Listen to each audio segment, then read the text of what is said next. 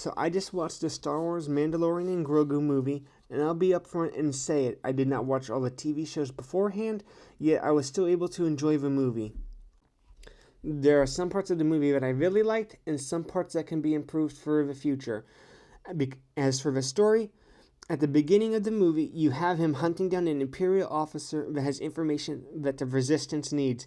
Stormtroopers are getting shot, thrown off cliffs, set on fire. It's really well done for the start. That's how it gets. It's a hook. It's a really good hook.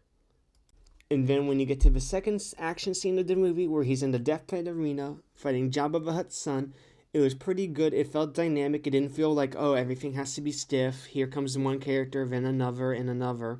It was pretty well going. It didn't slow down the movie at all. But the actual slowdown comes later in the movie after a certain point where he's in the woods and he's, unconscious. That part was really slow. They could have cut it down slightly, and sometimes less is more. Nobody would have complained if they cut it down. And then after some time in the forest, you get to the final fight scene where he has to go kill the Hutt twins and fight two giant robots in a pit. That part was alright. It felt a little stiff seeing, certain characters fight back and forth. But overall, it was engaging enough and didn't feel like it slowed down again. So for the other half of this review, I'm just going to give a brief overview of my input and how this movie could have improved. I would have cut in certain scenes down, like mentioned the forest fight, the Hutt fight at the end, and then mostly those two because those felt like the longest. And as for improving, I would have added character development to Jabba the Hutt's son, with where maybe like he travels with the Mandalorian space crew to build up his character more, other than I'm not my dad, I don't like my cousins, help me escape.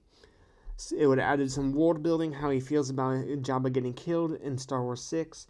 But other than the cutting and character development, the last thing I would change is remove those little free aliens that found around Grogu, because I did not care for them at all, and I'm pretty sure others felt the same somewhat, depending who you ask.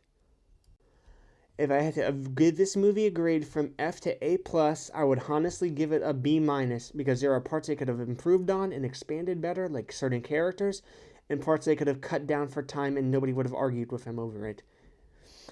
If I had to give it a star rating, I would say 3.5 out of 5 stars, like a middle-of-the-road movie. Because I feel like Disney has one big takeaway from this, if they learn any lessons.